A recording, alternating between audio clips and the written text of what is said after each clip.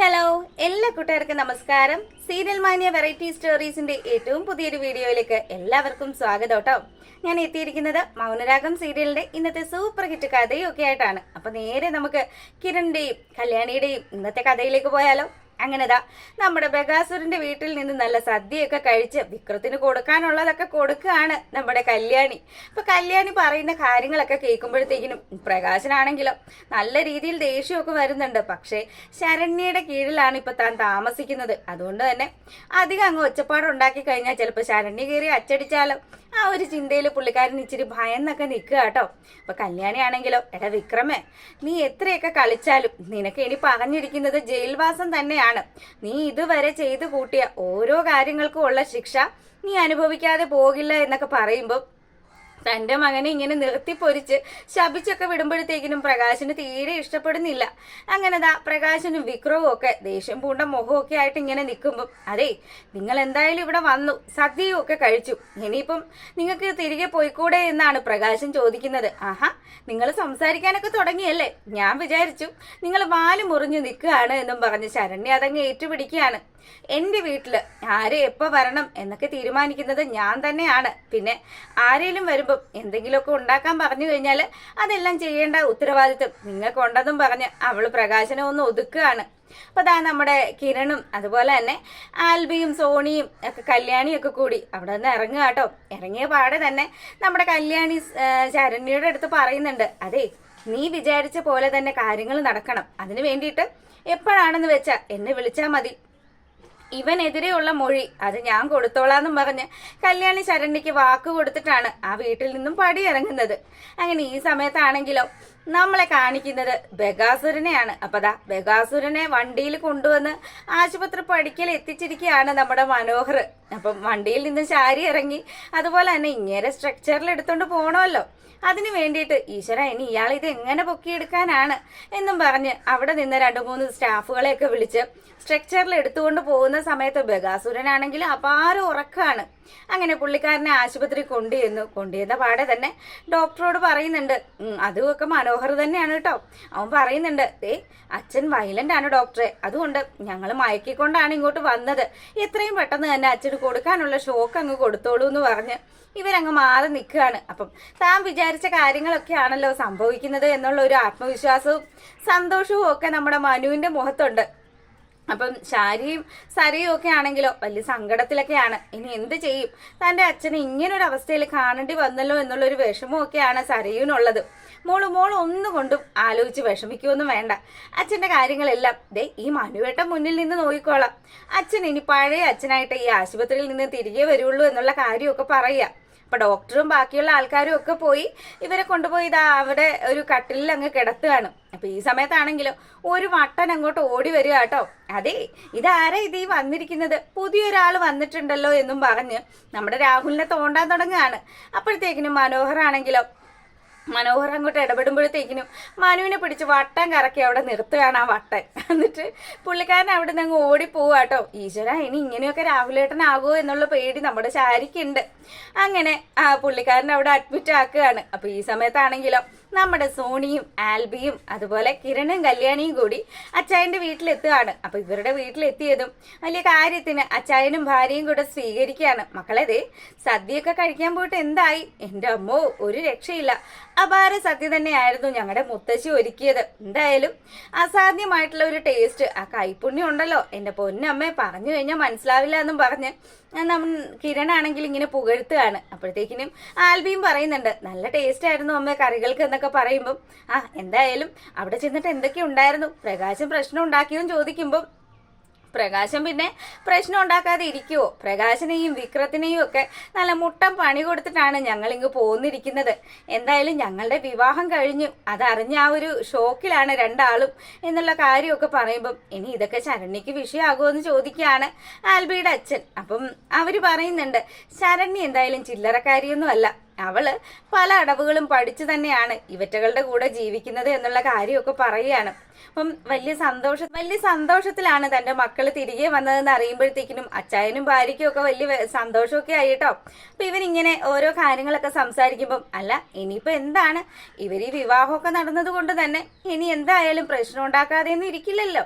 അച്ഛാ, ഞാനേ അവന് നല്ല താക്കീത് കൊടുത്തിട്ടാ പോന്നിരിക്കുന്നത്. എന്റെ സോണിയെയും ബൈജുവിനെയും കുറിച്ച് ഇല്ലാവല്ലായികയൊക്കെ പറഞ്ഞുണ്ടാക്കിയവനല്ലേ, അവന് കൊടുക്കേണ്ടത് കൊടുത്തിട്ടാ ഞാൻ പോന്നിരിക്കുന്നത് എന്നൊക്കെ ആൽബി വലിയ കാര്യത്തിന് പറയുകയാണ്. ഇനി എന്തായാലും വിക്രം പെട്ടെന്നൊന്നും തലപൊക്കുന്ന ലക്ഷണമൊന്നും ഇല്ല എന്ന് കല്യാണിയും പറയുന്നുണ്ട് കേട്ടോ. എന്നാ മക്കൾ വാ, ദേ നമുക്ക് ചായ ഉണ്ടാക്കാന്നും പറഞ്ഞ് അവരുടെ അമ്മ വളരെ സ്നേഹത്തോടു കൂടി കല്യാണിയെയും സോണിയെയും ഒക്കെ വിളിച്ചുകൊണ്ട് പോവാണ്. അപ്പൊ അവര് വലിയ ഹാപ്പി ആയിട്ട് അങ്ങനെ നിൽക്കുമ്പോഴാണ് മനോഹറിന്റെ കോള് വരുന്നത് കേട്ടോ. മനു ആണ് വിളിച്ചതെന്ന് അറിയുമ്പോഴത്തേക്കിനും കല്യാണിയും സോണിയും അവിടെ ഒന്ന് നിന്നു. എന്താ സംഭവം എന്ന് അറിയണമല്ലോ. അതെ, ഞാൻ വിളിച്ചത് വലിയൊരു സന്തോഷമുള്ള വാർത്ത പറയാനാ കിരൺ സാറേ. ദേ കിരൺ സാറിന്റെ അമ്മാവനുണ്ടല്ലോ, പുള്ളിക്കാരനെ ഞാൻ ആശുപത്രി കൊണ്ടുവന്നു, മെന്റൽ ഹോസ്പിറ്റലില് ഇതാ അഡ്മിറ്റ് ആക്കി. ഇപ്പൊ ഷോക്ക് കൊടുക്കും എന്നുള്ള കാര്യമൊക്കെ കേൾക്കുമ്പം എടാ നീ പറയുന്നത് സത്യം തന്നെയല്ലേ? എന്റെ സാറേ, ഞാൻ സാറിനോട് എന്തിനാ കള്ളത്തരം പറയുന്നത്, ഞാൻ സത്യം തന്നെയാണ് പറഞ്ഞതെന്നും പറഞ്ഞ് മനോഹർ തന്റെ സന്തോഷം അങ്ങോട്ട് പ്രകടിപ്പിക്കുകയാണ്. അപ്പൊ കിരൺ ആണെങ്കിലോ, എന്തായാലും നീ ഒരു നല്ല കാര്യം ചെയ്തല്ലോ, ഇനി ഇതുപോലെ 1-2 പേർ കൂടി പണി കൊടുക്കാനുണ്ട്. അപ്പം ഫോൺ കട്ട് ചെയ്തതും നമ്മുടെ കല്യാണിയോടും സോണിയോടും ഒക്കെ പറയാണ്, അതെ നമ്മുടെ അമ്മാവനുണ്ടല്ലോ ബഗാസുരൻ മെന്റൽ ആശുപത്രിയിലായി, അതുകൊണ്ട് തന്നെ ഇനിയിപ്പം ബഗാസുരന്റെ ശല്യം കുറച്ചു കാലത്തേക്ക് ഉണ്ടാവില്ല എന്നുള്ള കാര്യമൊക്കെ പറയാണ്. അപ്പൊ ഉടനെ തന്നെ നമ്മുടെ ആൽബിച്ചായം പറയുന്നുണ്ട്, മോനെ നിന്റെ അച്ഛനെ ഒരുപാട് 10-20 വർഷമാണ് അവനെ ഇട്ട് കണ്ണുനീര് കുടിപ്പിച്ചത്, അതിനുള്ള ശിക്ഷ ഇത് തന്നെയാണ്. ഇങ്ങനെ ഇനി പ്രകാശനും കൂടി ശിക്ഷ കിട്ടിക്കഴിഞ്ഞാല് സോണിമോളെ വേദനിപ്പിച്ചതിനുള്ള കൂലി അവനും ആകും. അതുകൊണ്ട് അത്തരത്തിലുള്ള കാര്യങ്ങൾ എത്രയും പെട്ടെന്ന് സംഭവിക്കണം. ഇനി സംഭവിച്ചില്ലെങ്കിലുണ്ടല്ലോ അത് നിങ്ങൾക്ക് തന്നെ ആയിരിക്കും നഷ്ടം എന്നുള്ള കാര്യമൊക്കെ പുള്ളി പറഞ്ഞു കൊടുക്കുകയാണ്. അപ്പം ഇല്ല, എന്തായാലും അച്ചായൻ പറഞ്ഞതുപോലെ തന്നെ കാര്യങ്ങളെല്ലാം നടത്തിയെടുക്കും എന്നുള്ള ആത്മവിശ്വാസത്തിലാണ് നമ്മുടെ കിരൺ നിൽക്കുന്നത്. അങ്ങനെ അവർ ചായയൊക്കെ ഉണ്ടാക്കാൻ പോകുന്ന ആ ഒരു സമയത്താണെങ്കിലോ ആശുപത്രി കാണിക്കുക കേട്ടോ. നമ്മുടെ രാഹുലിന് പതിയെ ബോധമൊക്കെ വന്നു. ബോധം വന്ന രാഹുലാണെങ്കിലോ ഇതെന്താ, ഞാൻ ഇത് എവിടെയാണ് എന്നറിയാതെ ചുറ്റും ഇങ്ങനെ നോക്കുമ്പം ഒരു ആശുപത്രിയുടെ സെറ്റപ്പാണ്. അല്ല ശാരി, ഞാനെന്താ ഇവിടെ? അതെ, നിങ്ങൾക്ക് പെട്ടെന്നൊരു തലകറക്കമൊക്കെ ഉണ്ടായി, വയ്യായിക വന്നത് കാരണം ഞങ്ങൾ ആശുപത്രി കൊണ്ടുപോകുന്നതാണ്. അല്ല ഇത് ഏത് ആശുപത്രി അത് എന്നും പറഞ്ഞിങ്ങനെ ശാരി പറയാൻ മടിച്ചു നിൽക്കുമ്പം അങ്ങോട്ടേക്ക് ഒരു വട്ടം വന്ന് എത്തി നോക്കുക. അപ്പൊ പുള്ളിക്കാരൻ വന്നിട്ട് പറയുന്നുണ്ട്, അളിയൻ എപ്പോ വന്നു? ദേ അളിയ, ഇത് ഏത് ആശുപത്രി എന്ന് അളിയന് മനസ്സിലായില്ലേ? ഇത് മെന്റൽ ആശുപത്രിയാണ്, നമ്മളെല്ലാരും ഇവിടെയല്ലേ കഴിഞ്ഞത് എന്നുള്ള കാര്യമൊക്കെ പറഞ്ഞ് പുള്ളിക്കാരൻ അടുത്തേക്ക് വരുമ്പം നീ ഏതാ ഈ ഭ്രാന്തനെന്നും പറഞ്ഞ് അയാളെ തട്ടി മാറ്റുകയാണ് രാഹുല്. അപ്പോഴാണ് രാഹുലിന് പിടികിട്ടിയത് അമ്മയും മകളും ഭർത്താവും ഒക്കെ കൂടി തന്നെ കൊണ്ടുവന്നിരിക്കുന്നത് പ്രാന്താശുപത്രിയിലേക്കാണ് എന്നുള്ള സത്യം. രാഹുൽ ഒരു നിമിഷം ആ ആശുപത്രി കിടന്നില്ല, ആശാൻ എഴുന്നേറ്റ് ഓടുകയാണ്. ഓടിയ പാടേതാ നമ്മുടെ മനോഹറിനെ കൈ കിട്ടിയിട്ടോ. അപ്പൊ മനോഹറിന്റെ കഴുത്തിന് കുത്തി പിടിക്കുകയാണ് രാഹുല്. എടാ നീയാണ് ഇതിന്റെ പിന്നിലെന്ന് എനിക്ക് മനസ്സിലായി, നിന്നെ തീർത്തിട്ട് തന്നെ ബാക്കി കാര്യം, എന്നെ കൊണ്ടുവന്ന് വട്ടാക്കാനുള്ള പ്ലാൻ ആണല്ലേ എന്നും പറഞ്ഞ് മനുവിന്റെ കഴുത്തിന് കുത്തി പിടിക്കുമ്പോൾ ശാരിയും സരയും കൂടി പിന്നാലെ ചെന്ന് അച്ഛനെ പിടിച്ചു മാറ്റുകയാണ്. അങ്ങനെ ഒരുവിധം തന്റെ കഴുത്ത് രക്ഷപ്പെടുത്തി മനോഹറും രാഹുലിന് പിന്നാലെ ഓടുക. അപ്പൊ ഓടുന്ന സമയത്താണെങ്കിലോ അങ്ങോട്ട് ഓടിപ്പോകുന്ന അവർക്ക് പിന്നാലെ സെക്യൂരിറ്റി ഗാർഡ്സും എല്ലാരും കൂടി വന്നു, ഡോക്ടറും കൂടി വന്നു.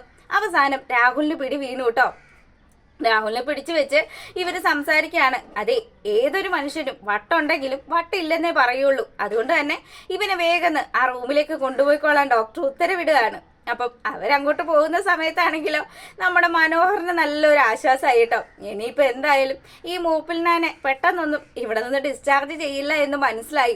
ഡോക്ടർ തന്നെ മനസ്സിലാക്കിയല്ലോ ഇത്രയും വലിയ കൊടും ഭീകരനാണ് ഇവിടെ അഡ്മിറ്റ് ആയിരിക്കുന്നത് എന്നുള്ള കാര്യം. അപ്പം ഈ സമയത്ത് നമ്മളെ കാണിക്കുന്നത് മുത്തശ്ശിയെയും പ്രകാശനെയും ഒക്കെയാണ്.